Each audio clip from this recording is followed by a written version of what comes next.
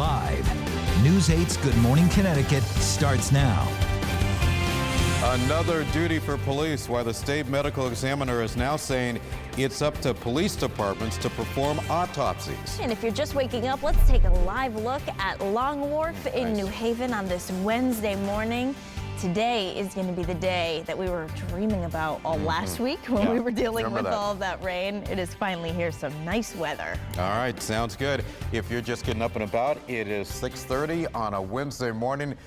And Hutch, it's going to be a great day out there with a capital G. By the way, I'm Keith Kuntz. Good morning, Keith. Good morning to all of you. I am really looking forward to this. Hello, spring. And let's send it over to Chief Meteorologist Gil Simmons. Gil, people actually are thanking you for this when I was out shooting the story. Yeah. Oh, really? Other people. You're getting credit for all this. I'm so not used to this after last week. Just coming out into the public is a nice upgrade for me. And good morning. We have that kind of day today where you need to adjust your schedule to try to take in some beautiful weather. Not so much between now and 8:30. It's a little chilled out there. The sky is beautiful. But look at that calm Connecticut River, not much wind, 43 degrees. We do have some 40s out there and a few 30s, especially the southwestern side of the state. North Branford at 49, Clinton 51, but only 40 in Pawcatuck, Killingly, and Quaker Hill. Temperatures are going to actually jump from 30s, 40s now through 9 a.m. We'll be in the 50s and approaching 70 at noon.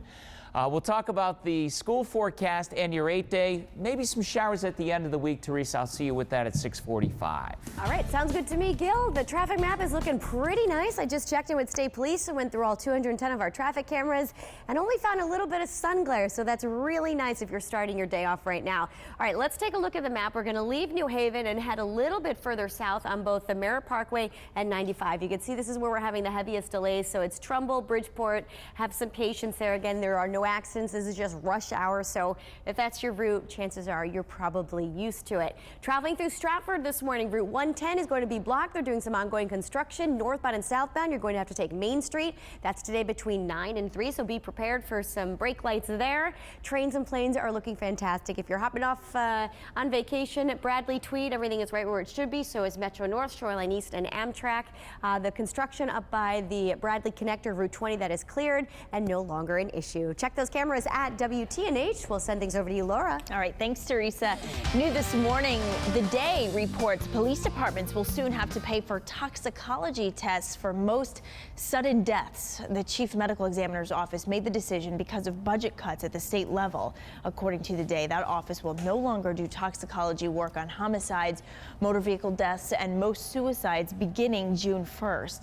The paper says this will mean police will have to seek out private toxicology testing, which could cost around $200 per test.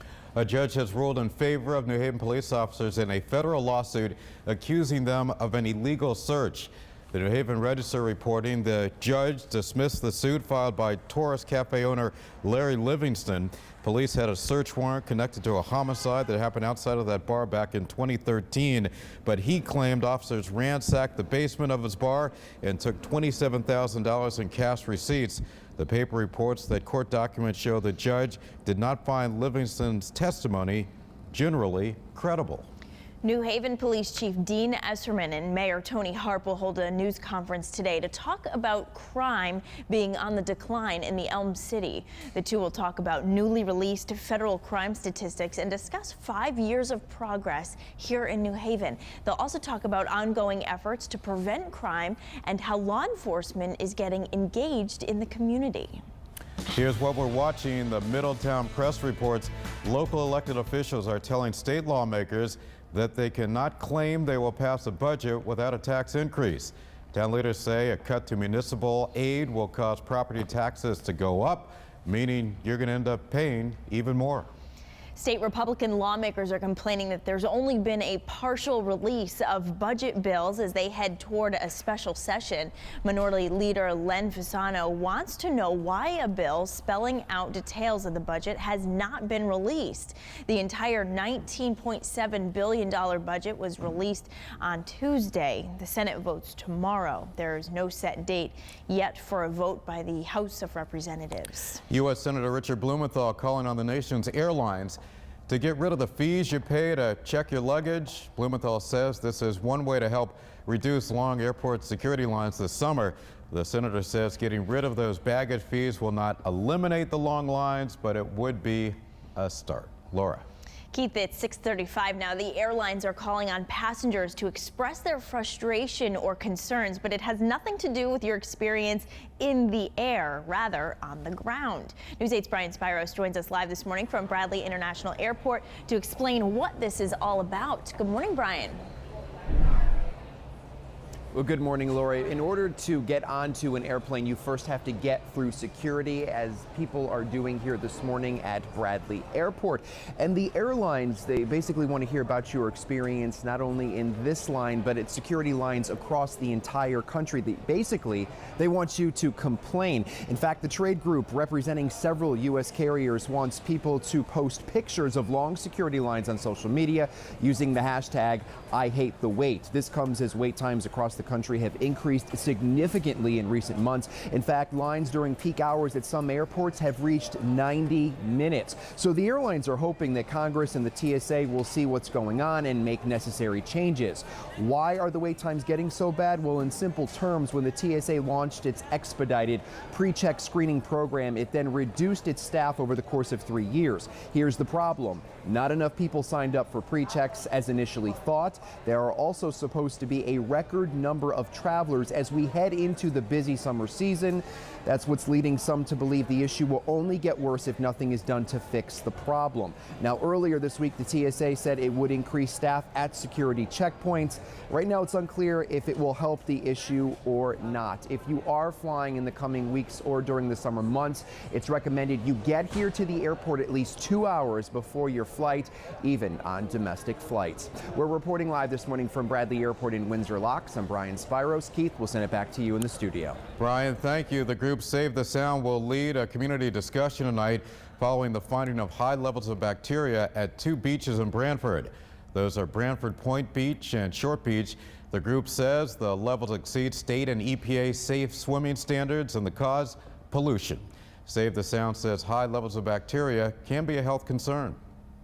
The kinds of things that sewage or bacterial contamination can do to all of us, and especially kids and elderly, are anything from, stomach viruses, right, to pink eye. And every once in a while, people can get really seriously sick. And he goes on to say this is not a message to stop swimming at those locations, rather to help clean things up. Tonight's discussion will take place at the Branford Firehouse Community Room. It gets going at 7 o'clock. Well, we're not talking about beach weather quite yet, but it is iced coffee weather. Iced coffee, outside, convertible, top down. Top down. Yes, Yep. the Jeep top off, and beautiful not only today but right through tomorrow. Issues though with that sun glare for the morning commute and the chill. We've had some cold mornings, and it's another one out there waiting for you. But look at this, the evening commute easy going, 66 shoreline, 76 away from the water. Some spots today may get up to about 77, 78, and I think we're there pretty uniform away from the water tomorrow for a little bit of a warm up. Not bad at all. Recess, dismissal time, after school activities. It looks fabulous out there, and even nice tomorrow before the rain comes in on Friday. I'll show you that with the 8th day, Teresa. Okay, sounds good to me, Gil, and good morning, everyone. If you're leaving the house right now, we're starting to see a little bit of stop and go. It happens every morning right around 6:30. Today is really no different. The good news is we're not reporting any accidents, and I checked in with state police. There's nothing out of the norm this morning. So here is the traffic map. We're going to take you live outside to Waterbury. The stop and go is starting up by 25A and backing up to right here at 23. So if you have to get downtown, you can hop off at 21 and not run into any issues. Do expect some midday construction there. You'll notice westbound traffic passing by the mall here. That is a fine ride on the lower half of the Mixmaster into Middlebury, Southbury, Newtown, and Danbury. There's that sun glare Gil was talking about. It's going to cause a little bit of a delay as you travel the northbound side of 91 by exit 5, but you'll notice Long Wharf is cruising, and no significant issues over in Stamford either. Guys, we'll send things back to you. Teresa, thank you. The Huskies take over the White House. The UConn women's basketball team getting a big congrats for their most recent NCAA championship. Ahead, what President Obama had to say to Coach Gino Auriemma. Plus, a 350-pound bear on the loose in New Haven, roaming the streets of the Elm City. News 8 cameras were rolling when he was caught. All right, good morning to everybody in Brantford, Clinton, and Groton. Right now, a live look at New London on a Wednesday. We hope you're having a great start to this day. It is 6:40 and you are watching Good Morning Connecticut here on News 8.